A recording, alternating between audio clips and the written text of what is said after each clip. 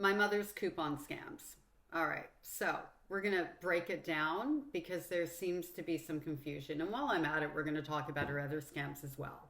If you're new here, my name is Marnie Grundman. My mother, who I've been no contact with for the better part of 30 years, is a sociopath and a narcissist. Here we go. No big shock that she would be involved in crimes, by the way. So here we go. We'll talk about it. My mother had me at the age of 12 years old stealing newspapers and cutting coupons that she would pay me for. So we would go to the newspaper box. She'd have me put in the quarter. Sometimes she'd do it. Sometimes she'd make my stepfather do it. Bless his heart. He would go back and try to put more change in there afterwards. And, you just don't cross someone like my mother. Anyway, she would have the quarter in the machine, and let's say there's a stack of newspapers this high, and yes, she would look for the machines that they were stacked in like that, and we would take them all. And then we'd go home. And we'd pull out the Sunday coupon section. She'd give it all to me, and I don't know, she paid me pennies or like very little for each coupon. She did pay me more if they were higher value coupons. So there could be a 25-cent off of something coupon or a $1 off. I got paid more for the dollar off. Incidentally, she'd pay me, and then I'd try to hide the money in my room because this was her other game, and it would disappear. Or she'd tell me, oh, I'm putting it in a savings account for you, and I wouldn't see it at all. Never saw the savings account. So not only is she teaching me how to commit fraud, but she's also stealing from me in the process, which was something at this point, I'm 12 years old, I was super accustomed to. I babysat when I was like 10 and 11. I'd get home, I'd have my money, and I'd put it away, and she'd steal the money. And then I got into the habit of trying to spend it quickly, which, can you imagine how damaging that was in my adulthood? Learning that I better spend it or it's gone, it created a really bad habit for me, which I'm very proud to say I have overcome. Anyway, back to the coupons. So she'd have me cut out the coupons. My stepfather owned drugstores, and he had some partners in the drugstores, but one of the stores was basically his. My mother would have me cut the coupons for products that they carried. Now, let's say you go into a store and you have a coupon from a manufacturer for toothpaste, just as an example. And you go to the store and you buy the toothpaste, right? And you give the coupon over and you get that rebate immediately. So it's 25 cents off the tube of toothpaste you just purchased. Now, let's say you own that store and nobody's buying the toothpaste, but you have, I don't know, 40 coupons for 25 cents off of that toothpaste, and you take all those coupons and you turn them into the manufacturer and they cut you a check.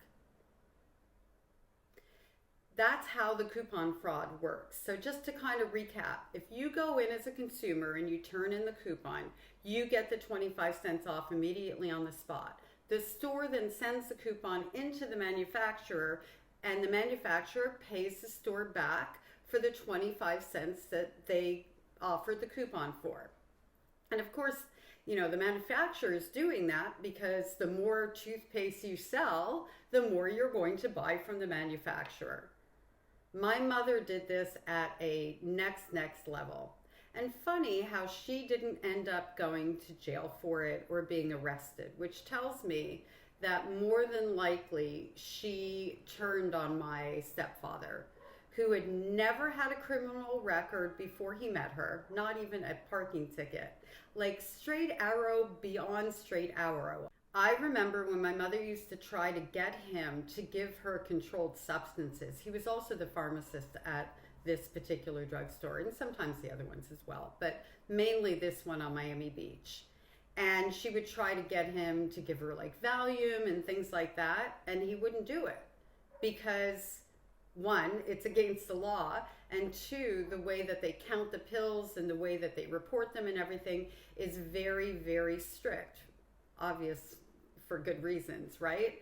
But I can remember my mother going after him for that and the fights that would ensue. And he absolutely refused. I do not know how she got him to agree to the coupons. I really don't. He didn't need the money. they were doing very, very well. He was doing very, very well, and my mother was benefiting from it. But for her, part of it, I think, is boredom because she loves to outsmart people. And part of it is greed because she's a very greedy individual and money is everything to her. That wasn't her only scam. She didn't go down for it. And he passed away of cancer several years ago. She also has 3 other dead husbands out of 6. One was a domestic partner. So 5 marriages, 1 domestic partner, and 4 of those men, while living with her, are dead. 1 of cancer. So 3. What are the odds? Anyway, let's go into, before I get to another crime.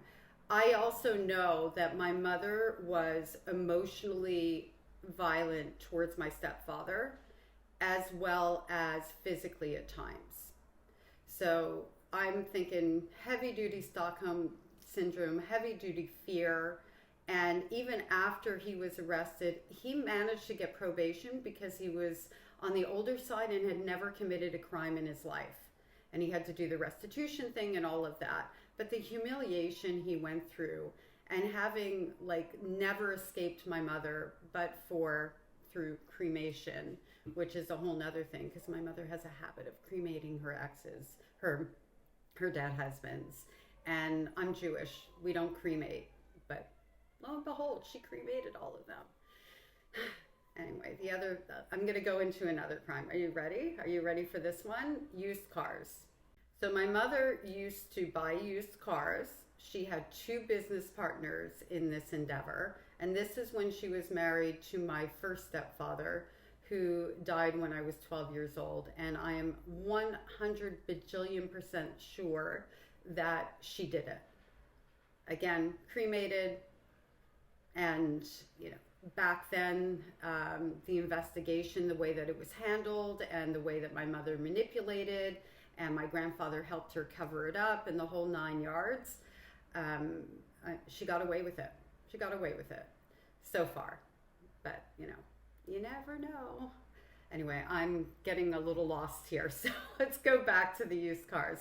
So my mother would buy used cars with these 2 partners, and they would turn back the odometers and sell them because, the lower the mileage on the car, the higher price you get for the car. So imagine you think that you're buying a car with 10, 20,000 miles on it, and it actually has 100,000 miles on it. She did that for, I would say, a good 2 years, and lo and behold, her partners got arrested and she did not. The cars were at our house. It was evident that my mother was involved. So I think that was another one where she turned over on these guys. One of them went to jail for 35 years. 35 years. I don't know if he got out early. I don't know what happened to him. But he was prosecuted and sentenced to 35 years. I can't imagine how many cars that would have taken to create a situation where that's how much time he got. I don't know how much time the other guy got. I don't know his last name, so I was never able to Google it. So turning back odometers was the original crime that I know about, because there's probably stuff that I don't know about. The coupon scam was the next one. And then the last one, which she got arrested for in 2014, she got convicted for it, was selling fake handbags to the tune of so much money that one of the major fashion houses, and actually 2 sued her and won a judgment. One of them won a judgment for well over $500,000. So that's just a part of my mother in a nutshell. Mommy dearest, mother of the year, fantastic. And here, by the way, just as a little side note, here the entire family, group of relatives, stand with her.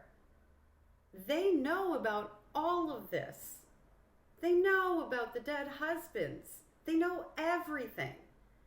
And they still, to this day, stand with her, because narcissistic family systems operate like a cult.